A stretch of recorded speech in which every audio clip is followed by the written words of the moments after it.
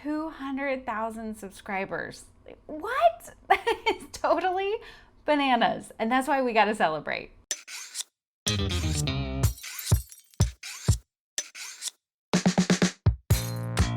What's shakin' bacon? I'm Joni Simon. Welcome to my studio.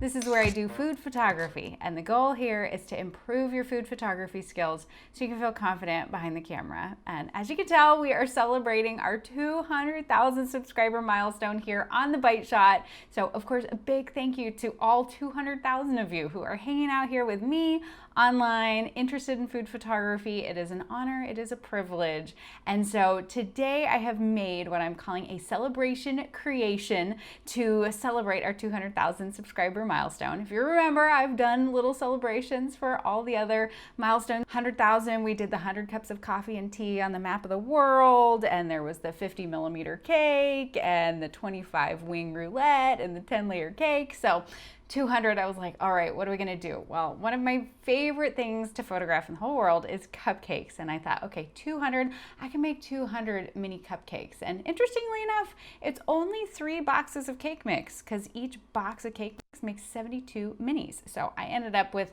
216 mini cupcakes, which then subsequently took 6 containers of frosting because girlfriend was not gonna be like doing this from scratch because I was like, I just need a crap ton of cupcakes. So anyway, I put together a little stop motion video for you, for us to celebrate this big milestone. I wanna share it with you now, and then afterward, I'll do a little Q&A.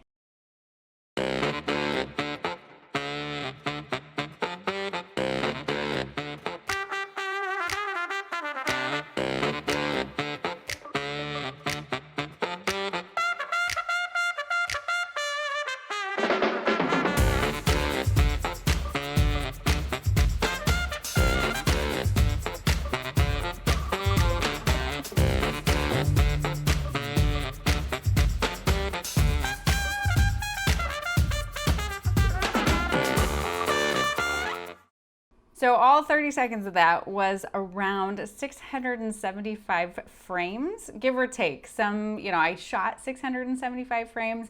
Some got, taken out and adjusted and whatnot. But, and then ultimately it was 22 hours worth of work to put together that stop motion video. And for any of you who have done stop motion video before, you know that it is a time consuming process, because if you haven't done stop motion, what it involves is taking an individual frame. So like you take a shot and then you just slightly move the subject, and then you take another shot and then you slightly move it. And when you have multiple things going on in the scene, like when I had the little spinning cupcakes, right? I moved each of them just like incrementally, one by one, took a shot, moved them all incrementally again, took another shot, and did that 675 times in order to get that final video. Now, stop motion, of course, has been around for a very long time. As the original cartoons, they were done in stop motion animation.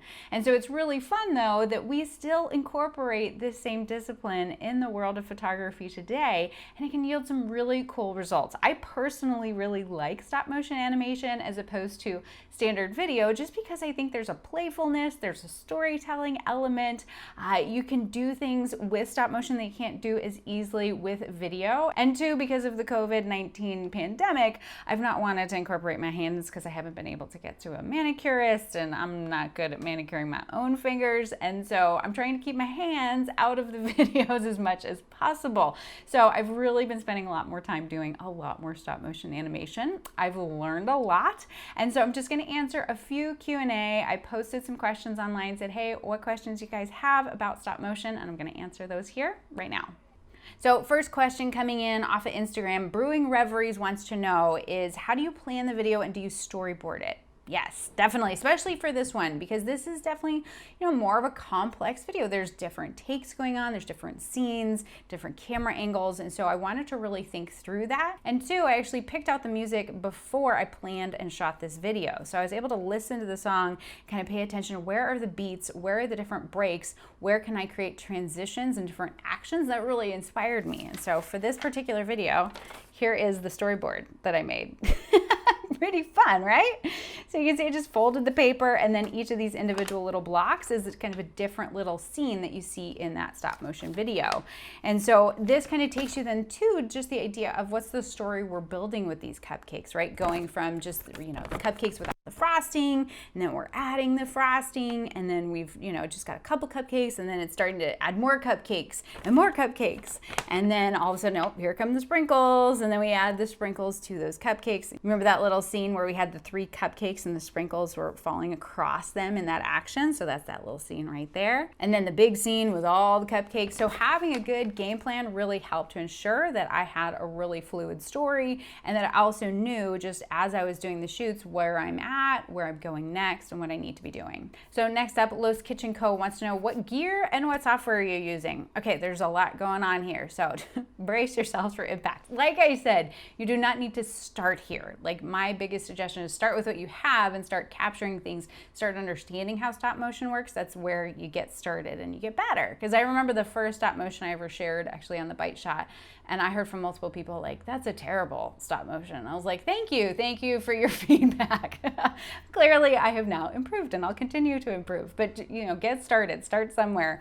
So for me, I'm shooting with the Canon 5D Mark IV and using 24-70 f2.8 lens for the overhead shots. I knew that I needed that wider angle lens, especially for like the big cupcake shot where I had all those mini cupcakes in the scene. I needed to get pretty wide. So the 24mm was great for that. And then for all those closer up shots, the tighter shots, the side shots, that was all in the 100mm f2.8 lens. And then as far as rigging, I've got the camera on the overhead with my C-stand. If you've got questions about it, I got a whole video on that C-stand and mounting cameras overhead. Got that link down below. And then for the side shots, I'm using my Manfrotto tripod and the grip head. I'm a big personal fan of a grip head. It just gives me a lot more flexibility and fluidity. I've got all the gear. Everything that I'm talking about here is all also linked on my gear page, so that is down below. Now, in terms of the background, this is one of my favorite backgrounds. This is from Ericsson Surfaces. It's a really nice large background. This one's just physically large, which I knew I needed. Again, if I knew that I was going to have that big, huge cupcake shot with all the cupcakes in it, I needed enough real estate on a surface in order to fill that all up. Now, in terms of the lighting, I am shooting continuous lighting, which is super helpful when you are shooting stop motion animation because we want a lot of consistency. Now, I love my strobes. Strobes are fantastic. And strobes definitely have so many advantages in terms of working, you know, canceling out ambient light, things like that. But the problem with strobes when it comes to stop motion is even if you are set at a consistent power setting on your strobe and you have the same camera settings and nothing changes, there will still be slight variation in the overall exposure and the brightness from shot to shot. And so when you have that slight variation from image to image and we stack those all together in a quick formation, that it's going to read as flicker. It's going to look like the light is flickering. And now what I will say is there are still scenes within this video where I can see the flicker. I'm sure plenty of folks without untrained eyes can look at the video and go, oh, it's great, I don't see any flicker at all. But you know, definitely those of you who are stop motion animators or myself kind of look at it and go, there's a little flicker going on, Joni. And that was owing to the fact that I do not have total blackout ability in the studio where I'm working. Something I'm working on. But when we are working with LEDs and the continuous light source, you know, you want to make sure you're working in that controlled environment so that we have the total consistency. But ultimately, continuous lights will give you the best consistency from frame to frame in order to minimize any sort of flicker in the video. And so in terms of that continuous light, I'm using the Aperture 300D LED. Love this light. And I've got the 7-inch reflector attached to it. So then it is pushing the light forward and through then the Rosco diffusion material, which makes this really nice, large, soft light source. Again, all that gear is linked down below. So then in terms of the software, I actually utilize 3 different softwares for this. Again, you don't need to start out with 3 different softwares. That's a bit intense. But for the capture, I'm utilizing Dragon Frame, which is a fantastic software. If you really get into stop motion animation, highly recommend Dragon Frame. It is so easy to use. It makes things so much easier. And from a consistency standpoint, there's some really cool features in Dragon Frame that allow you, particularly the onion skin effect, where you can see the most recent shot you've shot and then overlay what you're currently working with in live view. So you can kind of see, am I in the same exact position? How far have I moved? Because the fluidity and the feel and the look in stop motion animation is very much tied to how are we keeping things consistent? So like when I've got a rotating cupcake, that I want it rotating along the same exact little point and axis, that I don't want it jerking from side to side. And so by having the live viewability and then also to see where was my most recent frame, just makes that whole process so much easier. You get a lot more consistency. Also, one of the nice things too that I've recently added to my list of things in the studio is then the Bluetooth controller, which allows me, by hitting this button, that I can take a frame. So this is controlling then the software on the computer, which is then capturing with the camera that's rigged up on the C-stand. I just hit that button, it takes a frame. Hit that button, it takes a frame. I can also adjust the onion skin here. I can go back and look at other frames. I can cut back to a certain frame. So this tool is definitely very helpful if you, again, get into stop motion animation. Don't think that you have to start here. This is if you've proven to yourself that you're going to stick with this, this is something you're going to do and you're going to make money off of, or that you really, really enjoy and that it's worth spending the money to invest in those things. And then after I've captured the images through drag and frame, then I import them all into Lightroom and I process them. So for color correction, contrast, adjustment, mood, all those sort of different things that we can do in Lightroom. And then I export those images from Lightroom and then import them into Adobe Premiere Pro. And I do all my video editing here on the Bite Shot and everywhere else on Adobe Premiere Pro. I live in the Adobe world. You could use Final Cut Pro. I'm sure there are other stop motion apps and other things like that. So depending on what you want to use, but as long as we can stitch all of those frames together and then create transitions, if we've got text overlay or other components, adding music, can do that all in a video editing software. All right, so next question coming in from THNH.2912 wants to know, are you shooting at 24 frames per second? And if you are, does that mean that there are 24 photos per 1 second of footage? Yes, right? We think about this in terms of per second, there are 24 different frames making that up. The same goes for actually the camera that is filming me right now, right?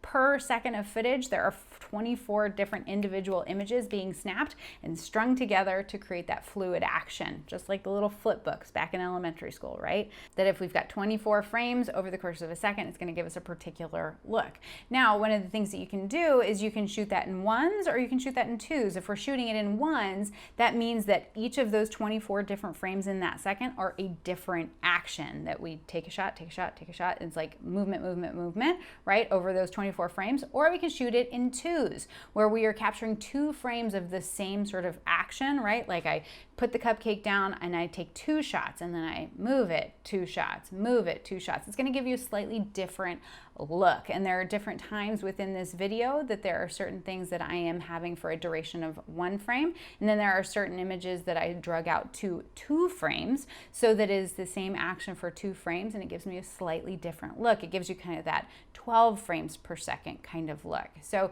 if this is not making a lot of sense because you're like, that is a lot of math and that's a lot of numbers, it's one of those things that definitely when you get in there and you start to see it and you start to play with stop motion animation, suddenly you'll see, oh, this looks different if I pack 24 different actions into the course of a second versus 12 different actions within the course of a second. All right, next question from Stirred and Whist. How do you ensure your pics don't get cropped when using them in an app? So I've got to think what you're asking here is, how do I ensure that what I'm shooting then isn't going to be cropped, like when I put it on Instagram or YouTube, whatnot. We've really got to pay attention to the aspect ratio of where the video is going. So for example, this video, this little stop motion that I made, I knew this was for YouTube. And so I wanted to have that full frame YouTube effect of the 9:16 aspect ratio, kind of that standard video ratio. So I made sure then in my capture that I was paying attention to that 9:16. Now, if you're using a software like a Dragon Frame or the EOS software for Canon or Camera Control Pro 2 from Nikon or whatever capture software you're using for tethering and being able to see that live view, you can many times have some sort of overlay that allows you to see that crop. But if you're not using one of those softwares, what you can do instead is just get out some tape, right? You've set up your camera, you know what's the frame gonna look like, and then you plan, okay, if I need this to be a square format, then you can go ahead and take that test shot, and then you can just put down tape where you know those edges are gonna be. So then as you're doing your actions and you're doing your scene and taking each of those shots, you make sure that you're just staying within those little grid lines that you've created with the tape. So there's lots of different ways to do this, but definitely knowing where is this video gonna be going going and how do I shoot it so that I ensure the action is where it needs to be and that it's not going to be cropped improperly. Now, what's nice is when we get into things like Adobe Premiere Pro, Final Cut Pro, is then we can manipulate how we are cropping that video in post. So for example, I could take this same video that I shot in 9:16, I could create it then and export it in a square format or even a 4:5 format, rearranging, of course, hopefully as long as the action was happening within the scene. But those are some of the, definitely the benefits that you're going to get with a more professional video editing software. All right, next question from Tai Jiggy. Did I get that right? Wants me to share everything I know about stop motion animation. That's a lot. You got 10 hours. And wants to know if I'll create a course. Not yet. I feel like I'm still definitely in the process of learning a lot about stop motion animation, and I will not create a course until I feel 100% confident that I can deliver you the best education in terms of that content. But don't worry, I am digging pretty significantly into this, and there will be one in the future, so for sure stay tuned. If you're not on my email list, you can hop on that. It's linked down below. So for now, no, but there are also some really great resources. Skylar over at We Eat Together, you guys know Skylar, right? He's got a video on stop motion animation. It's excellent, and go check that out. All right, next question. I love this question. Thomas M. Neff wants to know, where do you get animation ideas? So for this particular video, I was actually, kind of brainstorming with Ryan what I'd be doing and how it would work and how the cupcakes would go. And he said, stop motion animation in a lot of ways reminds me of Busby Berkeley. And if you're not familiar with Busby Berkeley, definitely go look him up, look up his old videos. I mean, he's had these really incredible productions that were almost like a kaleidoscope, right? That we've got all these different actions and movements going on simultaneously that just create such an enjoyable experience for the eyeballs. And so I watched a lot of Busby Berkeley videos kind of in preparation for planning this particular storyboard and got some fun ideas. And I think that I've just barely scratched the surface on that, but I think looking at other animation and other art forms and other things and seeing how do things transition, how do they work together, you get some really creative ideas for stop motion animation. And then last but not least, something that came up specifically to those of you who follow me on Instagram and saw the behind the scenes, you saw this nifty little stencil, right? This is how I created the 200K sprinkles at the end, right? Is that I had this really cool stencil that actually my dear, sweet, wonderful husband, Ryan, he 3D printed this for me. So not everybody's got a 3D printer husband, but perhaps there are other stencils you can purchase, other things like that, but this was really, really cool. I told him the font I wanted, the size I wanted, and then I just filled it up with the sprinkles inside and then just slowly lifted it up, cleaned up little sprinkles where I needed to. And then in order for the sprinkles to be written out, right, it wasn't that they were dropped in individually. I actually ran that footage backward. And then what I had is Ryan had his compressor from his workshop. Not something necessarily everybody has. I'm sure there's all sorts of other creative ways you could go about solving this problem. But I knew that I needed to suck up the 200K sprinkles bit by bit so that it would look like it was coming out of the scene when I run it in reverse. So it was like I just needed to suck it up little by little. And so we got his compressor out of his workshop, and then he modified a little head that had a little straw, and there was just enough give to it that it just sucked up a little bit, because I didn't want full on vacuum action because it would just suck up the whole 200K at once. So I need to be able to suck up just little pieces, piece by piece and part by part. I will say, if you're going to get into stop motion animation, you want to do some of the cooler, trickier things, it definitely helps to have someone or you have the ability to create armatures and to create sort of creative solutions, because we're causing things to levitate, we're causing things to move and do things that are sort of deceiving the eye, and it helps to have some kind of tricky little next level stuff in your back pocket. Again, you don't have to have that, but I gotta say, how cool is this stencil, right? Pretty awesome. But so if you haven't created stop motion animation before, I highly recommend just playing around with it. Again, have low expectations when you're first starting out. I had low expectations for myself, and I've subsequently built up from there. But as you start to see how different actions can look different when you string them together, how different frame rates can make things move differently, how moving just a little bit versus moving a lot of it, how that can change the look and feel of things. And you can start to really get into this, create your own unique style, and offer something that is really amazing to your clients. But with that, thank you so much for being here. Thank you so much for being a part of this 200,000 subscriber milestone. Obviously, couldn't have done it without you all. And so with that, I hope you stay out of trouble I will see you soon. All right, bye.